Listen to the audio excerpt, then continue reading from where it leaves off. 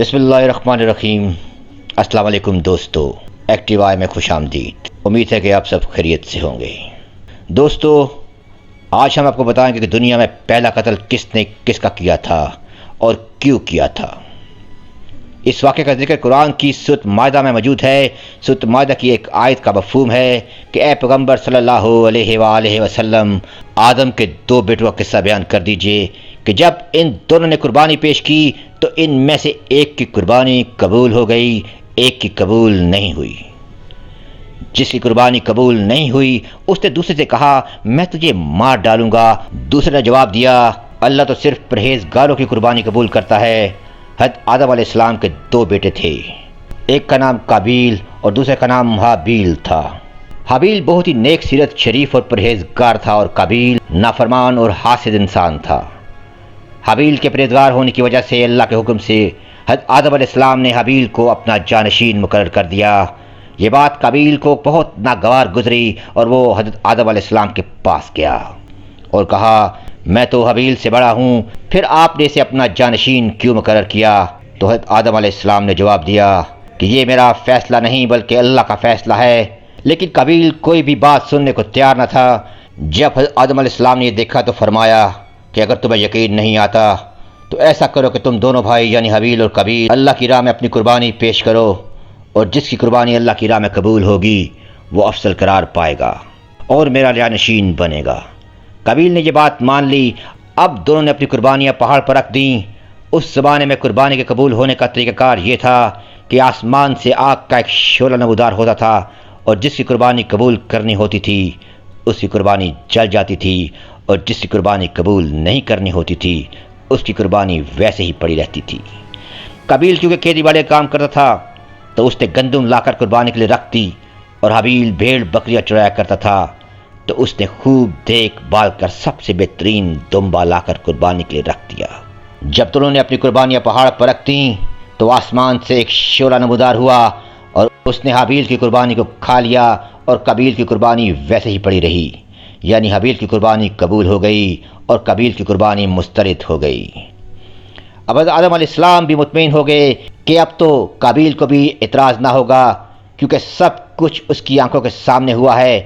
ادھر یہ سب کچھ ہو رہا تھا، ادھر شیطان نے اپنا کام شروع کر دیا اور قابیل کے پاس پہنچ گیا اور کہا کہ یہ بہت ظلم ہوا ہے تمہارے ساتھ کہ حابیل کی قربانی قبول ہو گئی اور تمہاری نہیں ہوئی، اور یہ یاد رکھو کہ یہ معاملہ یہاں رکنے والا نہیں ہے۔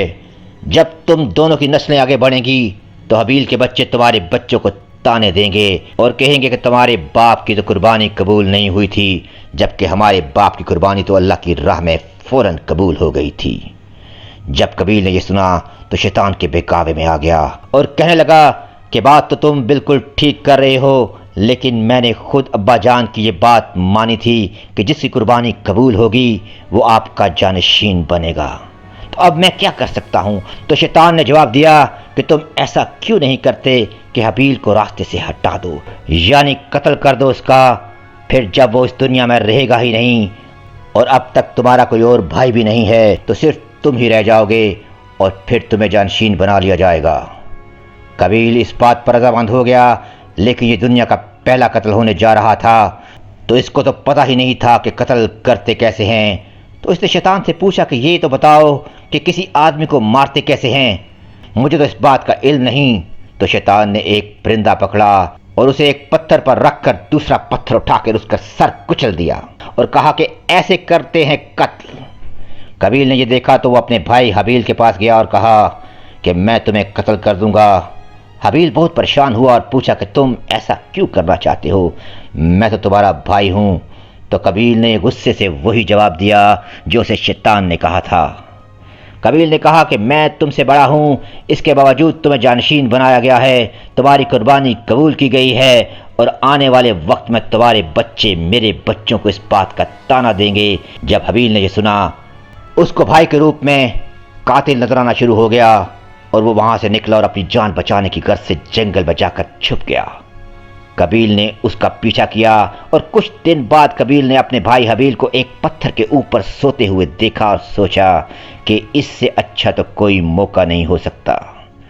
اب اس نے وہ کیا جو اس کو شیطان نے سمجھایا تھا۔ اس نے ایک بڑا سا پتھر اٹھایا اور اپنے بھائی حابیل کے سر پر دے مارا اور اپنے بھائی کو قتل کر دیا، اور روح زمین پر یوں پہلا قتل ہو گیا۔ اب قتل کرنے کے بعد قابیل بڑا پریشان ہوا کہ اب اس لاش کے ساتھ کیا کیا جائے، تو اس نے اس لاش کو اپنے کندھوں پر اٹھایا اور جنگل میں پھرنے لگا، لیکن اسے کچھ سمجھ میں نہ آیا۔